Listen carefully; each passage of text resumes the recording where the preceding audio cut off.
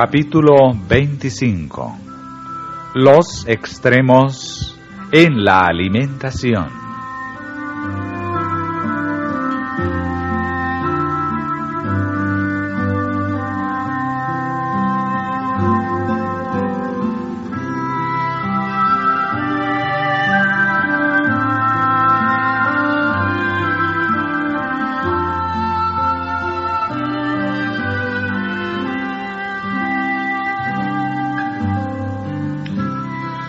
No todos los que aseveran creer en la reforma alimenticia son realmente reformadores. Para muchos, la reforma consiste meramente en descartar ciertos manjares malsanos. No entienden bien los principios fundamentales de la salud y sus mesas, aún cargadas de golosinas nocivas, distan mucho de ser ejemplos de templanza y moderación cristianas. Otra categoría de personas, en su deseo de dar buen ejemplo, caen en el extremo opuesto. Algunos no pueden proporcionarse los manjares más apetecibles, y en vez de hacer uso de las cosas que mejor podrían suplir la falta de aquellos, se imponen una alimentación deficiente. Lo que comen no les suministra los elementos necesarios para obtener buena sangre. Su salud se resiente, su utilidad se menoscaba, y con su ejemplo desprestigian la reforma alimenticia en vez de favorecerla. Otros piensan que por el hecho de que la salud exige una alimentación sencilla, no es necesario preocuparse por la elección o preparación de los alimentos. Algunos se sujetan a un régimen alimenticio escaso, que no ofrece una variedad suficiente para suplir lo que necesita el organismo, y sufren las consecuencias. Los que solo tienen un conocimiento incompleto de los principios de la reforma son muchas veces los más intransigentes, no sólo al practicar sus opiniones, sino que insisten en imponerlas a sus familias y vecinos. El efecto de su mal entendidas reformas, tal como se lo nota en su propia mala salud, y los esfuerzos que hacen para obligar a los demás a aceptar sus puntos de vista, dan a muchos una idea falsa de lo que es la reforma alimenticia y los inducen a desecharla por completo.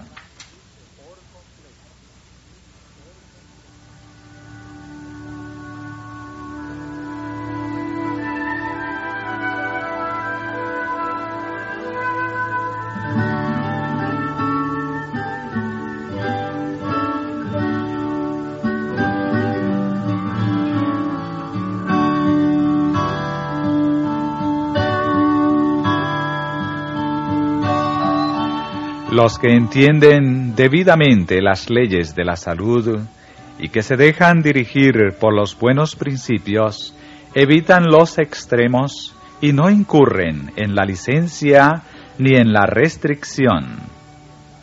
Escogen su alimento no meramente para agradar al paladar, sino para reconstituir el cuerpo. Procuran conservar todas sus facultades en la mejor condición posible para prestar el mayor servicio a Dios y a los hombres. Saben someter su apetito a la razón y a la conciencia, y son recompensados con la salud del cuerpo y de la mente.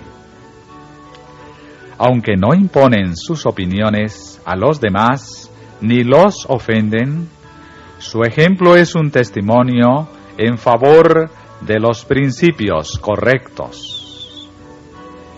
Estas personas ejercen una extensa influencia para el bien. En la reforma alimenticia hay verdadero sentido común. El asunto debe ser estudiado con amplitud y profundidad, y nadie debe criticar a los demás porque sus prácticas no armonicen del todo con las propias.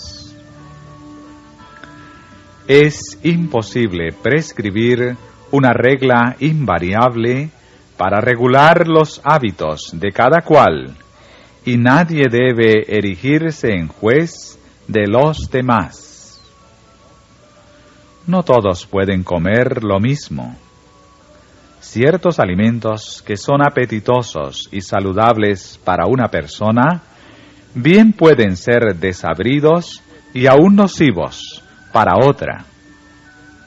Algunos no pueden tomar leche, mientras que a otros les asienta bien.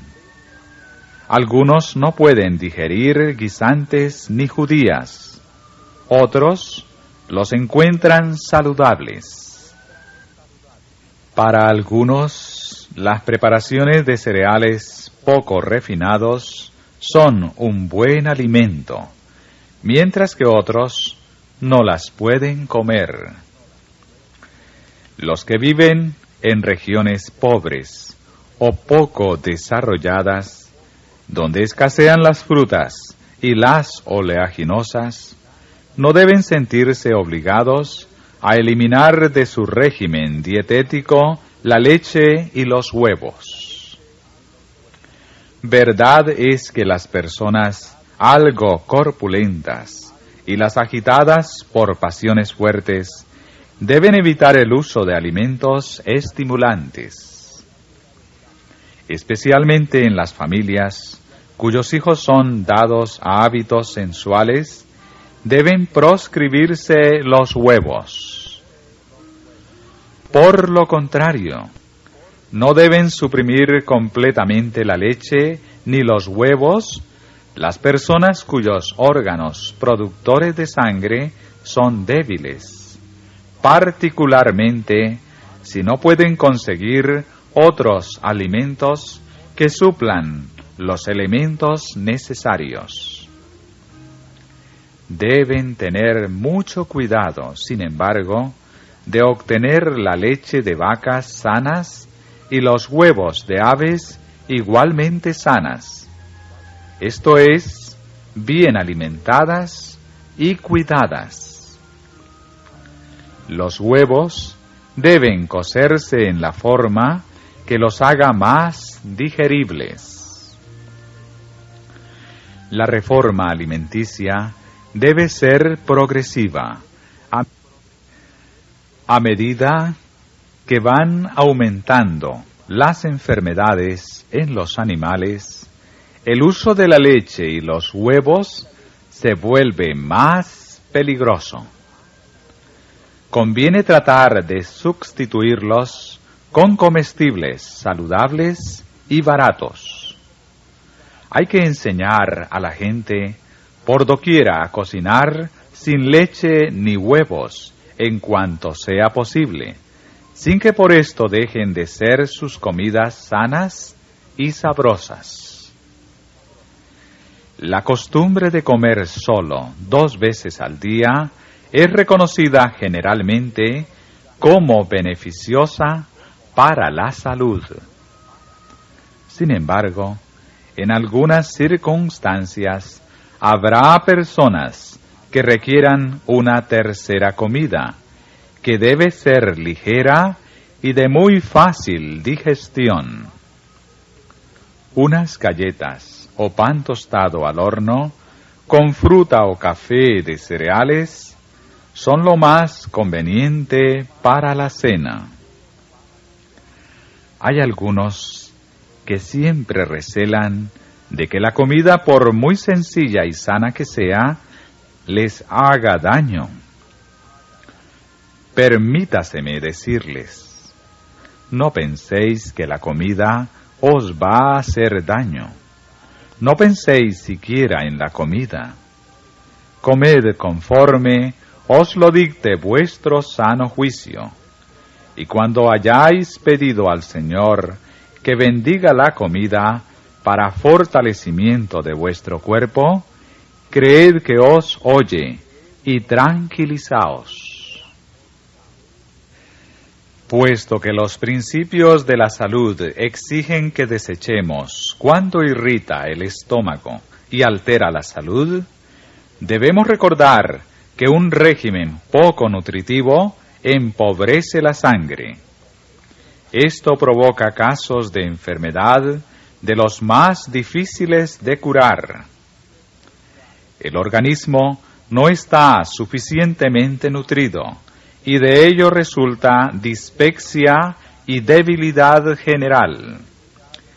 Los que se someten a semejante régimen no lo hacen siempre obligados por la pobreza, sino más por ignorancia o descuido, o por el afán de llevar adelante sus ideas erróneas acerca de la reforma pro salud.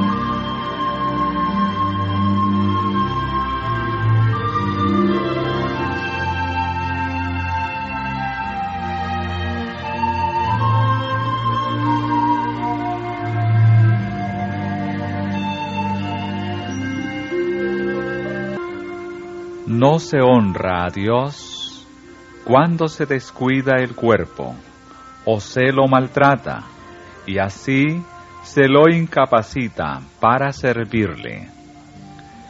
Cuidar del cuerpo, proveyéndole alimento apetitoso y fortificante, es uno de los principales deberes del ama de casa.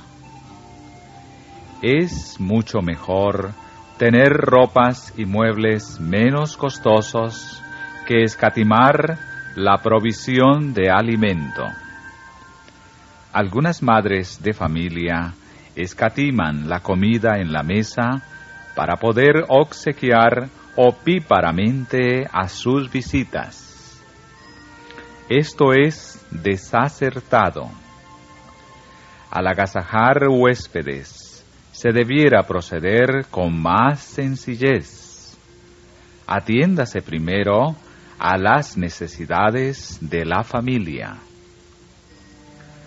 Una economía doméstica imprudente y las costumbres artificiales hacen muchas veces imposible que se ejerza la hospitalidad donde sería necesaria y beneficiosa.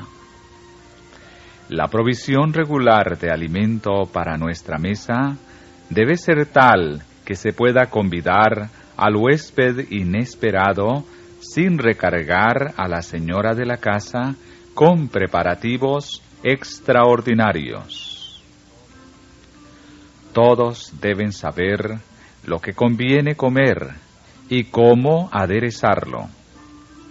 Los hombres, tanto como las mujeres, necesitan saber preparar comidas sencillas y sanas. Sus negocios los llaman a menudo a punto, donde no encuentran alimento sano. Entonces, si tienen algún conocimiento de la ciencia culinaria, pueden aprovecharlo.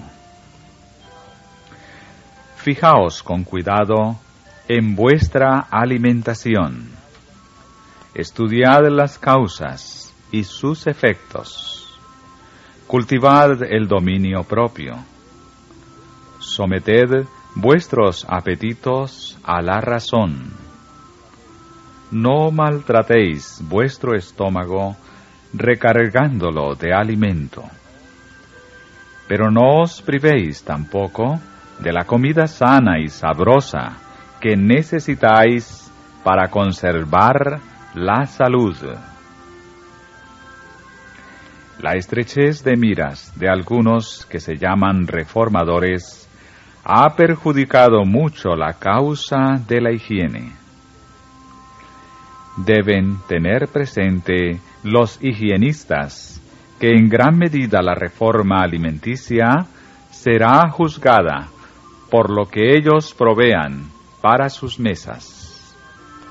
Y en vez de adoptar un proceder que desacredite la reforma, deben enseñar sus principios con el ejemplo, de modo que los recomienden así a las mentes sinceras. Una clase de personas que abarca a muchos se opondrá siempre a toda reforma, por muy racional que sea, si requiere que refrenen sus apetitos. Siempre consultan su paladar en vez de su juicio o las leyes de la higiene. Invariablemente, estas personas tacharán de extremistas a cuantos quieran dejar los caminos trillados de las costumbres y abogar por la reforma, por muy consecuente que sea su proceder. A fin de no dar a esas personas motivos legítimos de crítica, los higienistas no procurarán distinguirse tanto como puedan de los demás, sino que se les acercarán en todo lo posible, sin sacrificar los buenos principios. Cuando los que abogan por la reforma en armonía con la higiene caen en exageraciones, no es de admirar que muchos que los consideran como verdaderos representantes de los principios de la salud rechacen por completo la reforma. Estas exageraciones suelen hacer más daño en poco tiempo que el que pudiera subsanarse en toda una vida consecuente. La reforma higiénica está basada en principios amplios y de mucho alcance, y no debemos empequeñecerla con miras y prácticas estrechas. Pero nadie debe permitir que el temor a la oposición o al ridículo, el deseo de agradar a otros o influir en ellos, le aparte de los principios verdaderos, ni le induzca a considerarlos livianamente.